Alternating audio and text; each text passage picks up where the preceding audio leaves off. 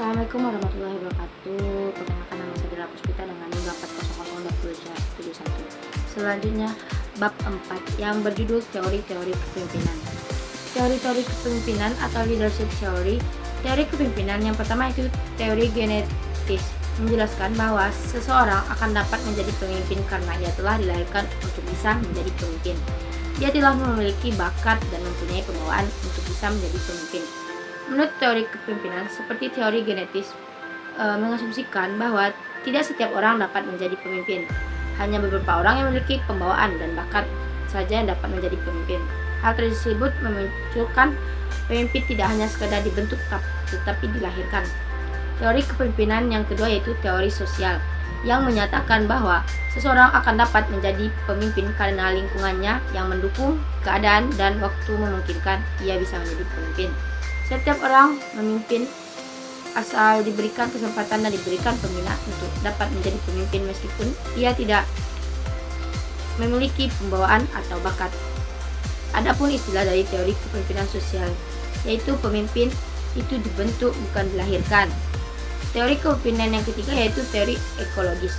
Dalam teori kepemimpinan ekologis menyatakan bahwa gabungan dari teori genetis dan sosial di mana seseorang akan menjadi pemimpin membutuhkan bakat dan bakat tersebut mesti selalu dibina agar berkembang.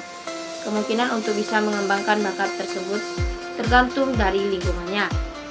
Teori kepemimpinan yang keempat yaitu teori situasi. Dalam teori kepemimpinan situasi menyatakan bahwa seseorang dapat menjadi pemimpin ketika berada dalam situasi tertentu karena dia memiliki kelebihan-kelebihan yang dibutuhkan dalam situasi tersebut. Akan tetapi pada situasi yang lainnya kelebihannya tersebut tidak dibutuhkan. Akhirnya ia tidak akan menjadi pemimpin lagi, bahkan bisa jadi pengikut saja.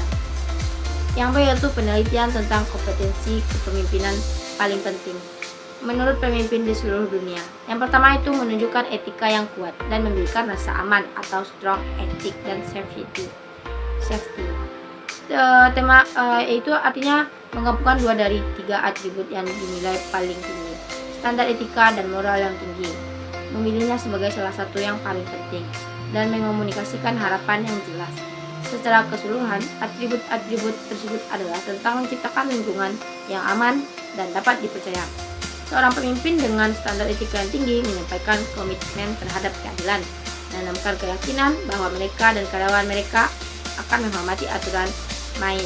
Demikian pula ketika para pemimpin dengan jelas mengomunikasikan harapan mereka menghindari membabi buta orang dan memastikan bahwa semua orang pada halaman yang sama dalam lingkungan yang aman. Karyawan dapat bersantai menggunakan kapasitas otak yang lebih tinggi untuk keterlibatan sosial, inovasi, kreativitas, dan ambisi. Yang kedua, memberdayakan orang lain untuk mengatur diri sendiri atau self-organizing. Memberikan arahan yang jelas sambil memungkinkan karyawan untuk mengatur dan pekerjaan mereka sendiri diidentifikasikan sebagai kompetensi kepemimpinan terpenting berikut. Tidak ada pemimpin yang bisa melakukan semuanya sendiri. Oleh karena itu, sangat penting untuk mendistribusikan kekuatan ke seluruh organisasi dan mengandalkan pengambilan keputusan dari mereka yang paling dekat dengan tindakan penelitian. Telah berulang kali menunjukkan bahwa tim yang diberdayakan lebih produktif dan proaktif, memberikan layanan pelanggan yang lebih baik, dan menunjukkan tingkat kepuasan kerja dan komitmen yang lebih tinggi kepada tim dan organisasi mereka. 3. Menumbuhkan rasa koneksi dan kepemilikan atau connecting dan belonging. Pemimpin yang sering berkomunikasi dan terbuka dan menciptakan perasaan keberhasilan dan gagal bersama sebagai satu paket.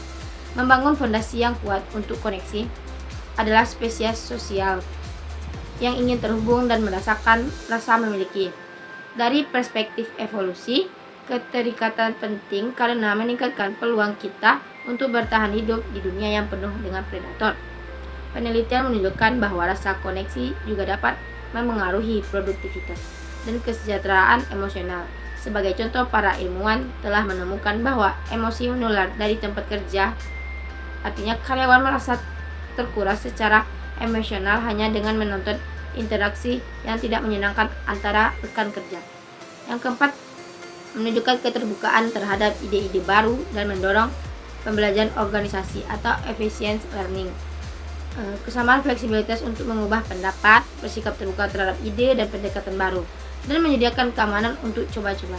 Seorang pemimpin memiliki kekuatan merupakan mendorong pembelajaran. Jika tidak, mereka berisiko menahannya.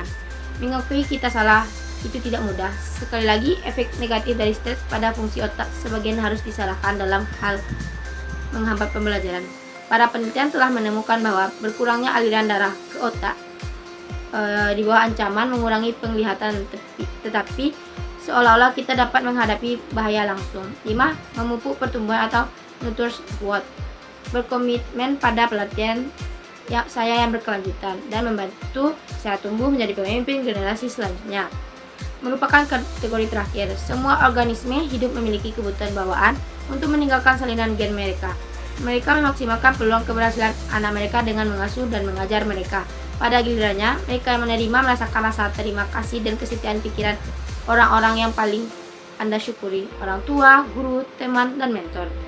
Yang C itu bagaimana manajer menjadi pemimpin. Apa yang ia temukan adalah bahwa untuk membuat transisi berhasil, eksekutif harus menavigasi serangkaian perubahan rumit dalam fokus dan keterampilan kepemimpinan mereka. Yang saya sebut 7 progresif semi, mereka harus belajar untuk beralih dari spesialis ke generalis, analis ke integrator, ahli taktik ke ahli strategi, tukang batu ke arsitek, pemecah masalah ke pembuat agenda, pejuang ke diplomat, dan mendukung anggota pameran untuk pemimpin peran. Baiklah, sekian yang dapat saya sampaikan. Apabila ada kata-kata yang salah, mohon dimaafkan. Wassalamualaikum warahmatullahi wabarakatuh.